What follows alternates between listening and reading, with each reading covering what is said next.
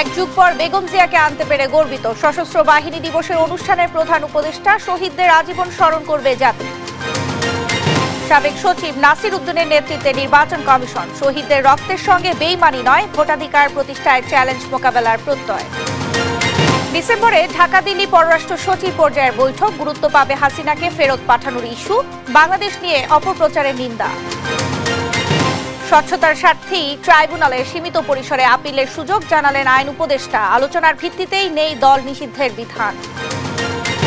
এবং ইসরায়েলের বিরুদ্ধে গাজায় যুদ্ধাপরাধের অভিযোগ এনেছে আন্তর্জাতিক অপরাধ আদালত। নেতানিয়াহুর বিরুদ্ধে গ্রেফতারি পরোয়ানা জারি।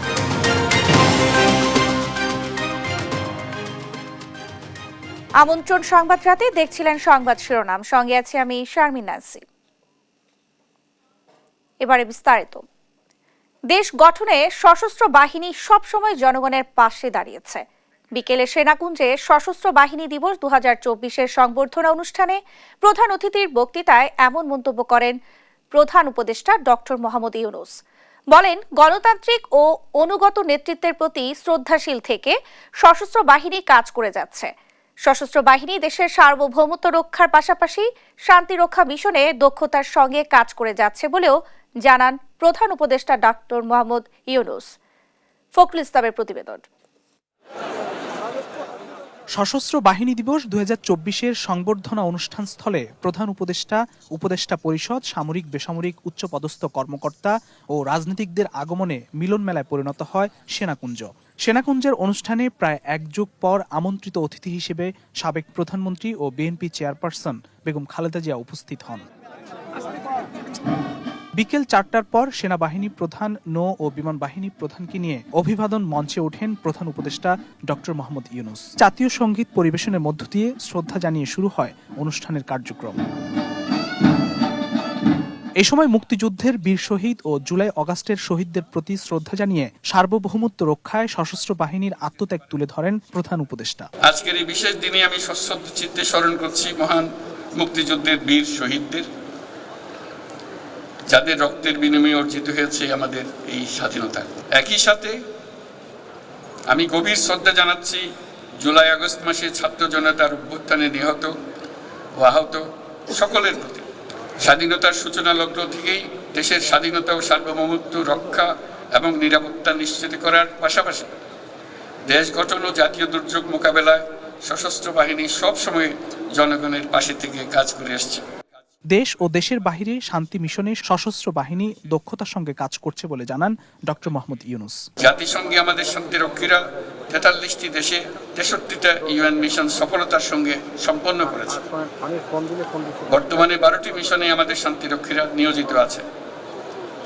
বিশেষভাবে উল্লেখ্য যে বাংলাদেশ বর্তমানে অন্যতম বৃহৎ নারী শান্তিরক্ষী প্রেরণকারী দেশ হিসেবে বিশ্বে পরিচয় লাভ করেছে। আমরা তাদের জন্য একটা জোরে হাততালি দেব। দেশের গণতন্ত্র ও নেতৃত্বের প্রতি সশস্ত্র বাহিনীর শ্রদ্ধাশীল ভূমিকার কথাও তুলে ধরেন প্রধান উপদেষ্টা। দেশের ছাত্র জনতা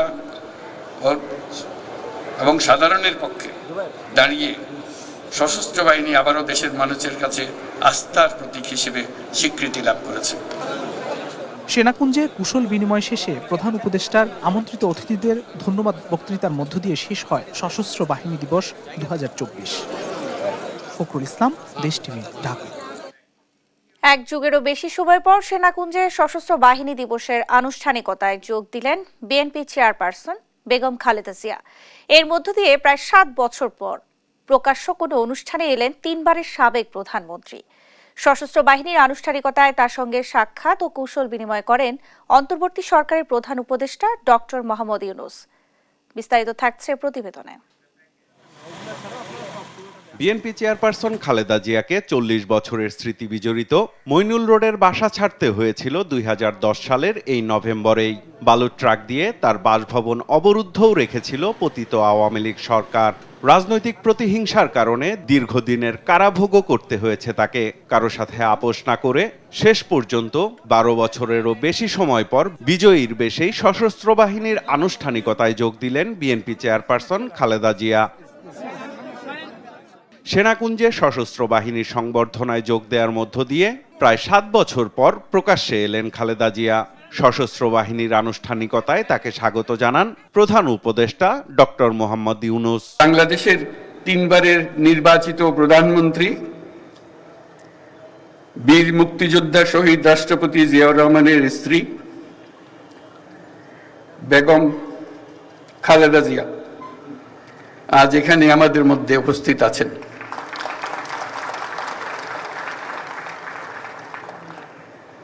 এক যুগ ধরে তিনি এই মহাসম্মেলনীতে অংশগ্রহণ করার সুযোগ পান নাই, আজকে সুযোগ পেয়েছেন। আমরা সবাই আনন্দিত এবং গর্বিত যে আমরা এই সুযোগ দিতে পেরেছি আপনাকে।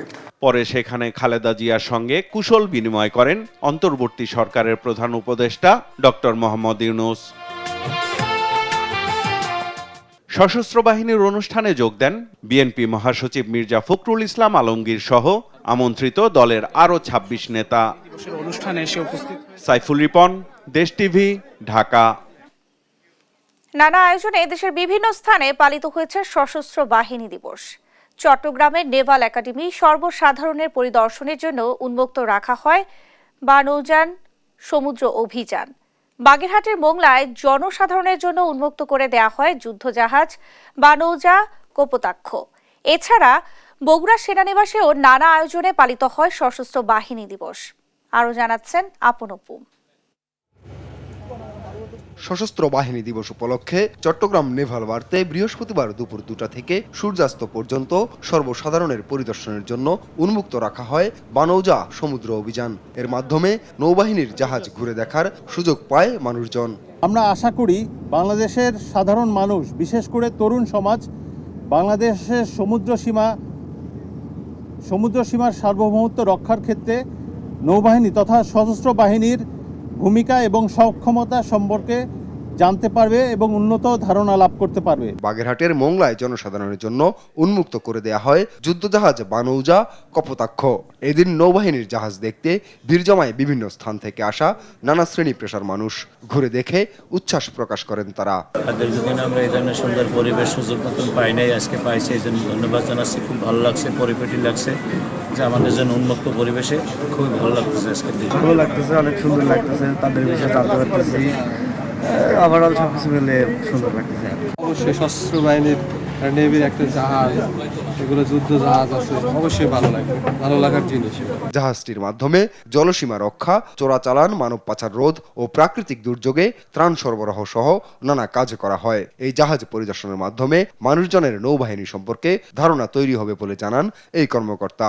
এবং এই জাহাজের মাধ্যমেই আমরা বাংলাদেশের জলসীমার সার্বভৌমত্ব রক্ষা, এর নিরাপত্তা, চোরাচালান নিরোধ, মানব পাচার নিরোধ, এছাড়াও যে কোনো সময় প্রাকৃতিক দুর্যোগে ত্রাণ সরবরাহ এবং দুর্যোগ মোকাবেলার ক্ষেত্র হিসেবে আমরা এই জাহাজকে ব্যবহার করে থাকি। বগুড়া সেনানিবাসে নানা আয়োজনে পালিত হয় সশস্ত্র বাহিনী দিবস। দুপুরে সেনাবাহিনীর 11 পদাতিক ডিভিশন ও বগুড়া এরিয়ার আয়োজনে অনুষ্ঠানে সংবর্ধনা দেয়া হয় 40 জন বীর মুক্তিযোদ্ধাকে। প্রধান অতিথি হিসেবে বীর মুক্তিযোদ্ধাদের উত্তরীয় পরিয়ে সংবর্ধনা দেন 11 পদাতিক ডিভিশনের জিওসি ও Bogura area commander major general Khaled Al Mamun. আগামী দিনগুলোতে আমাদের কর্মকাণ্ডে আপনাদের অকুণ্ঠ সমর্থন অব্যাহত থাকবে এই প্রত্যাশা করছি। একটি সুখী ও সমৃদ্ধশালী বাংলাদেশ নির্মাণে আমরা সবসময় আপনাদের যোগ্য সহযোগী হতে বদ্ধপরিকর। এদিন খুলনা, বরিশাল ও চাঁদপুরেও সাধারণ মানুষের দেখার জন্য নৌবাহিনীর যুদ্ধজাহাজ উন্মুক্ত রাখা হয়। এছাড়াও খাগড়াছড়ি, সিলেট সহ বিভিন্ন স্থানে নানা আয়োজনে পালিত হয় সশস্ত্র বাহিনী দিবস। আপন অপু, নিউজ ডেস্ক, দেশ টিভি। মানুষের ভোটাধিকার নিশ্চিতের চ্যালেঞ্জ মোকাবেলায় নতুন নির্বাচন কমিশন করবে বলে জানিয়েছেন নবনিযুক্ত প্রধান নির্বাচন কমিশনার AMM নাসির উদ্দিন। বিকেলে তার বাসভবনে সাংবাদিকদের সাথে আলাপে তিনি জানান, সুষ্ঠু, অবাধ ও নিরপেক্ষ নির্বাচন উপহার দিতে সর্বোচ্চ চেষ্টা চালাবে কমিশন। জুলাই-আগস্টের গণহত্যার বিষয়টি উল্লেখ করে তিনি বলেন, এত মানুষের রক্তের বিনিময়ে দায়িত্ব নেওয়া চ্যালেঞ্জটা অনেক বেশি থাকবে। পূর্বের দায়িত্বপ্রাপ্তদের ব্যর্থতাকে শিক্ষা হিসেবে নিয়ে গ্রহণযোগ্য নির্বাচনী পরিবেশ সৃষ্টির লক্ষ্যে নিরপেক্ষভাবে দায়িত্ব পালনের প্রত্যয়ের কথা জানান তিনি। এর আগে বৃহস্পতিবার প্রধান নির্বাচন কমিশনার ও 4 কমিশনারকে নিয়োগের প্রজ্ঞাপন জারি করে মন্ত্রী পরিষদ বিভাগ। 4 কমিশনার হলেন সাবেক অতিরিক্ত সচিব মোহাম্মদ আনোয়ারুল ইসলাম সরকার, অবসরপ্রাপ্ত জেলা ও দায়রা জজ আব্দুর রাহমানেল মাসুদ, সাবেক যুগ্ম সচিব বেগম তাহমিদা আহমেদ এবং অবসরপ্রাপ্ত ব্রিগেডিয়ার জেনারেল আবুল ফজল মোহাম্মদ সানাউল্লাহ। ভোটের অধিকার যে প্রয়োগ সেটা বাধাগ্রস্ত হয়েছে, এই বাধা অপসারণ করে মানুষের যে ভোটের অধিকারটা প্রতিষ্ঠা করা, এটাই সবচেয়ে বড় চ্যালেঞ্জ। আমি মনে করি যে একটা free, fair and credible election জাতিকে উপহার দিতে হবে। 15-16 বছর ধরে কত লোক জান দিয়েছে, না প্রাণ দিয়েছে, কত লোক অত্যাচারিত হয়েছে, খুন হয়েছে, গুম হয়েছে, আপনারা সবাই জানেন। ওদের সবার দাবির মধ্যে অনেকগুলো দাবির মধ্যে মূল দাবিটা ছিল যে মানুষের ভোটের অধিকার প্রতিষ্ঠা। ভারতের বিভিন্ন গণমাধ্যমে বাংলাদেশ নিয়ে চলা অপপ্রচার দুদেশের সম্পর্কের জন্য মোটেও কাম্য নয় বলে জানিয়েছেন পররাষ্ট্র মন্ত্রণালয়ের মুখপাত্র তৌফিক হাসান। বৃহস্পতিবার বিকেলে পররাষ্ট্র মন্ত্রণালয়ের ব্রিফিংয়ে তিনি আরও বলেন, সাবেক প্রধানমন্ত্রী শেখ হাসিনাকে দিল্লি থেকে ফেরানোর উদ্যোগ নিতে এখনো আনুষ্ঠানিকভাবে কোনো নির্দেশনা পায়নি ঢাকা। বিস্তারিত শিউলি রায়ের রিপোর্টে।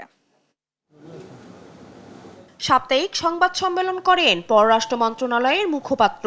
এই সময় ভারত বাংলাদেশের মধ্যে চুক্তি ও সমঝোতার পূর্ণ মূল্যায়নের বিষয়ে 100 দিনের অগ্রগতি নিয়ে কথা বলেন তৌফিক হাসান। বলেন, অগ্রগতি সীমিত, তবে আগামী দিনে উন্নতি হবে বলেও আশা তার। জানান, আগামী ডিসেম্বরে ভারত বাংলাদেশে সচিব পর্যায়ে বৈঠক হবে। এতে দুই দেশের সম্পর্কের আরও গতিশীলতা বৃদ্ধি পাবে। সাংবাদিকদের প্রশ্নের জবাবে পররাষ্ট্র মন্ত্রণালয়ের মুখপাত্র তৌফিক হাসান বলেন, ভারতের বিভিন্ন গণমাধ্যমে বাংলাদেশ নিয়ে অপপ্রচার চলছে। এটি দুই দেশের সম্পর্কের জন্য মোটেও কাম্য নয়। এই বিষয়ে ভারতের হাই কমিশনারকে অবগত করা হয়েছে। ভারতের বিভিন্ন গণমাধ্যমে বাংলাদেশ নিয়ে যে অপপ্রচার চলছে সেটি আমরা বাংলাদেশে অবস্থিত ভারতীয় হাই কমিশনকে বিভিন্নভাবে সময়ে জানিয়েছি। আমরা ভারতীয় কর্তৃপক্ষকে এটি জানিয়েছি যে আমাদের দুদেশের পারস্পরিক যে বন্ধুত্বপূর্ণ সম্পর্ক রয়েছে তার পরিপ্রেক্ষিতে এই ধরনের বাংলাদেশ নিয়ে অপপ্রচার মোটেই কাম্য নয়।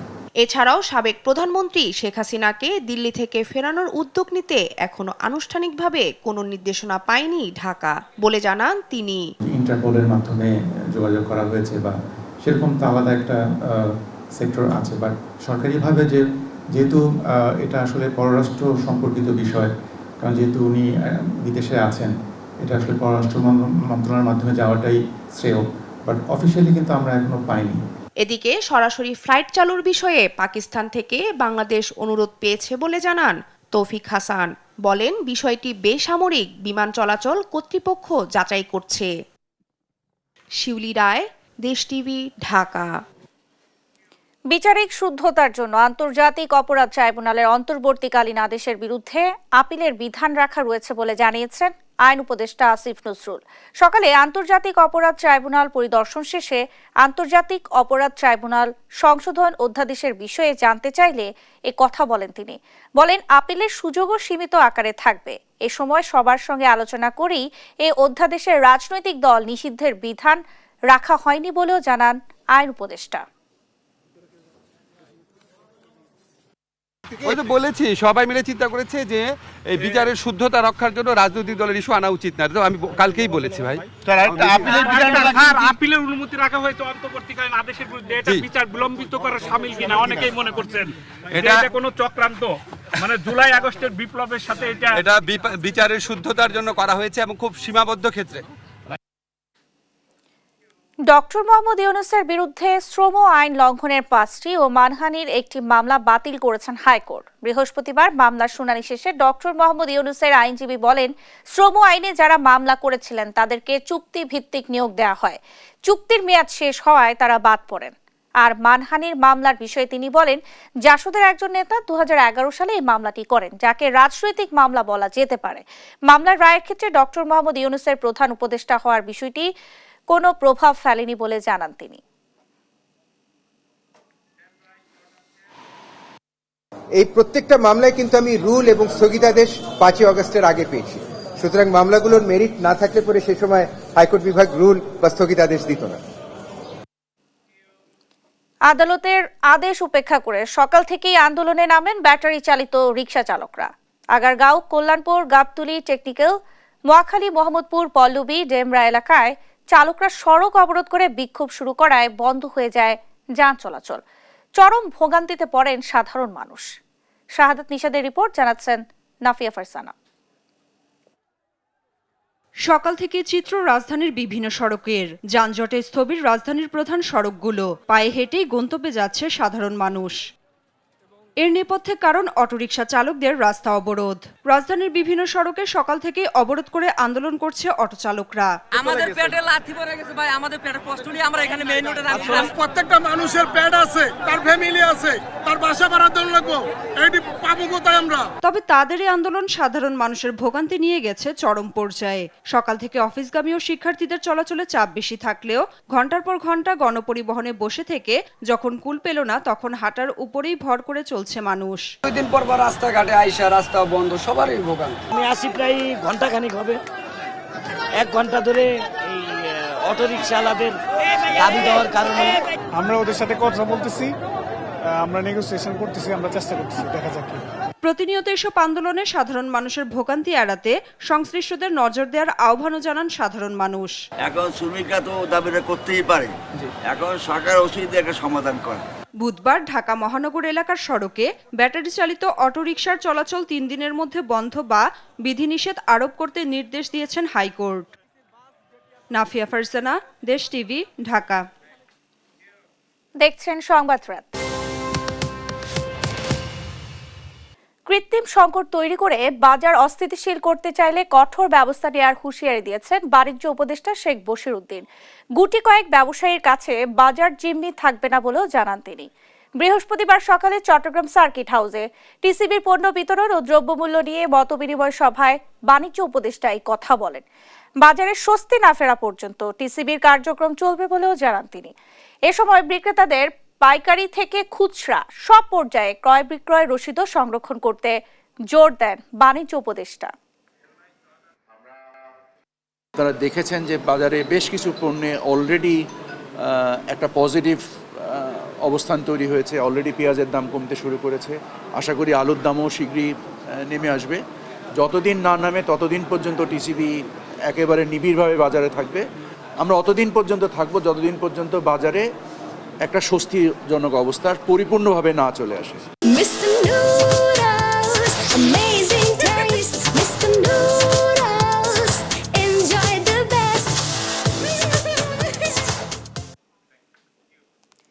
মুক্তিযুদ্ধের চেতনা 24-এর গণ অভ্যুত্থানে নবায়ন হয়েছে বলে জানিয়েছেন সংস্কৃতি উপদেষ্টা মোস্তফা সরোয়ার ফারুকী। নজরুল ইনস্টিটিউটের মহাপরিচালক বলেন, রবীন্দ্রনাথ ও শেখ মুজিবকে দেবতার কাতার থেকে মানুষের কাতারে নামিয়ে আনা হবে। আর বাংলা একাডেমির মহাপরিচালক বলেন, শেখ মুজিবের 7 মার্চের ভাষণ শুনিয়ে কান ঝালাপালা করে ফেলা হয়েছিল, অথচ তাজউদ্দিন আহমদ ছাড়া মুক্তিযুদ্ধ হতো না। বিস্তারিত জানাচ্ছেন জান্নাতুল মোহনা। সংস্কৃতি মন্ত্রণালয়ের নেয়া 7টি অগ্রাধিকার কার্যক্রম তুলে ধরতে বৃহস্পতিবার সকালে সচিবালয়ের এক সংবাদ সম্মেলনের আয়োজন করা হয়, যেখানে চলতি বছরের মধ্যে সংস্কৃতি বিষয়ক মন্ত্রণালয় রিমেম্বারিং মনসুন রেভুলেশন বাস্তবায়নের প্রেক্ষিতে 8 জন শীর্ষ নির্মাতার মাধ্যমে 8 বিভাগে কন্টেন্ট তৈরি করার পাশাপাশি 30 ডিসেম্বর থেকে 8 ফেব্রুয়ারি পর্যন্ত 1.5 মাস ব্যাপী তারুণ্যের উৎসবের উদ্যোগ নেওয়ার কথা জানায়। এছাড়া দেশব্যাপী প্রতিভা সন্ধান কর্মসূচি, ডিজিটাল ওরাল হিস্ট্রি প্রকল্প, সৃজনশীল লেখালেখি কর্মশালা ও গবেষণা, জাতীয় জাদুঘরে আধুনিক ভিডিও প্রক্ষেপণ ব্যবস্থা স্থাপন ও ওটিটি প্ল্যাটফর্মে শো ক্রিয়েটর কর্মশালার আয়োজনের উদ্যোগ নেওয়ার কথা জানায়।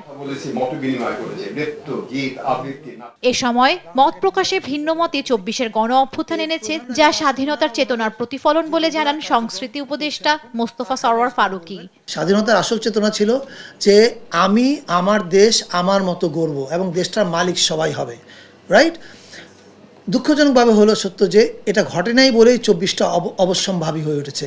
এবং আপনারা নিশ্চয়ই স্বীকার করবেন 24 কেবলমাত্র একটা সরকার বদল ছিল না, স্বাধীনতার চেতনা যেন 24-এ নবায়ন করার জন্য 24 ঘটেছে।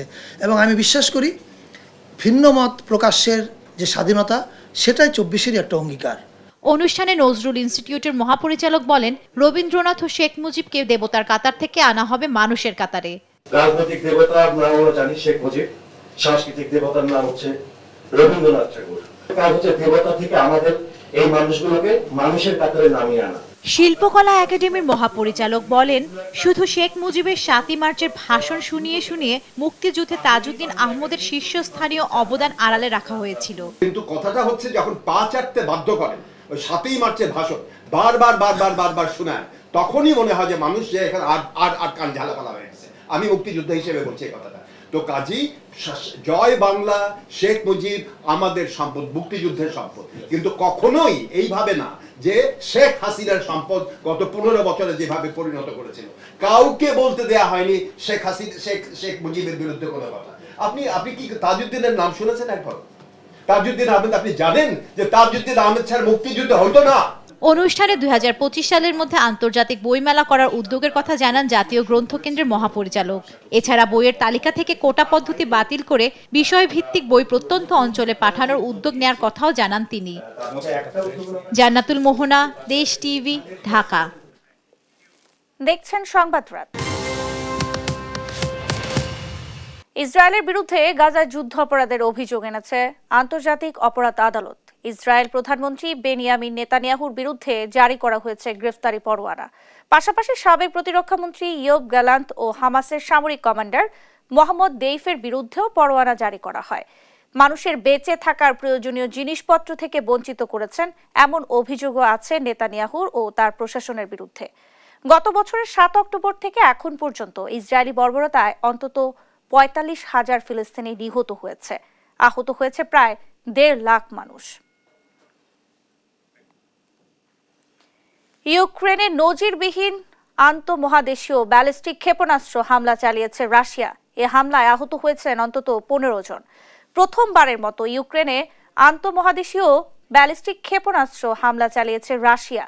স্থানীয় সময় বৃহস্পতিবার ভোরে ইউক্রেনের মধ্য পূর্ব শহর দানিপ্রো অঞ্চলে এ হামলা চালানো হয়। হামলায় ক্ষয়ক্ষতির পরিমাণ নিশ্চিত করেনি দেশটির বিমান বাহিনী। এ সময় 6টি রাশিয়ান KH-101 ক্রুজ ক্ষেপণাস্ত্র ভূপাতিতের দাবি করেন তারা।